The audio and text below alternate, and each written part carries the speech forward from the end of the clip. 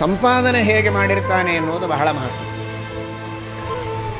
ನೋಡಿ, ಯಾರಿಗೆ ಕೊಡ್ತಾನೆ ಅನ್ನೋದು ಒಂದು ಮಹತ್ವದ್ದೇ, ಅದನ್ನು ಹೇಳ್ತಾನೆ ಕೃಷ್ಣ.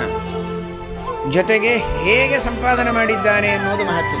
ಎಷ್ಟು ಕೊಡ್ತಾನೆ ಅನ್ನೋದು ಮುಖ್ಯ ಅಲ್ಲ. 1000 ಕೊಡ್ಬೋದು, ಲಕ್ಷ ಕೊಡ್ಬೋದು, ಕೋಟಿ ಕೊಡ್ಬೋದು, ಬೇಕಾದಷ್ಟು ಹಣ ಕೊಡ್ಬೋದು.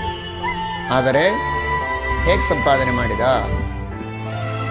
ದೊಡ್ಡ ತಾನು ಭಾರೀ ದಾನಶೂರನೋ ಅಥವಾ ಬಹಳ ಸಾತ್ವಿಕ ವ್ಯಕ್ತಿ, ಸದಾಚಾರಿ, ಮಹಾಪಂಡಿತ ಏನೋ ಒಂದು, ಅಥವಾ ಬಹಳ ಒಳ್ಳೆ ಸಮಾಜ ಸೇವೆಯನ್ನು ಮಾಡತಕ್ಕಂಥ ವ್ಯಕ್ತಿ ಅಂತ ತೋರಿಸಿಕೊಳ್ತಾನೆ. ಮಾಡೋದಿಲ್ಲ, ಏನಿಲ್ಲ, ಡಂಭ, ತೋರಿಕೆ. ನಿಜವಾಗಿ ಸಮಾಜ ಸೇವೆ ಮಾಡ್ತಾ ಇರೋದಿಲ್ಲ. ಕೇವಲ ಪೇಪರಲ್ಲಿರುತ್ತೆ ದೊಡ್ಡ ದೊಡ್ಡ ದೊಡ್ಡ ದೊಡ್ಡ ಫೈಲ್ಗಳು, ಭಾರಿ ಭಾರಿ ಬ್ರೋಷರ್ಸು. ನೋಡಿದರೆ ಎಂಥ ಭಾರಿ ಸಮಾಜ ಸೇವಕ ಅಂತ ಅನಿಸ್ಬೇಕು ನೋಡಿದರೆ.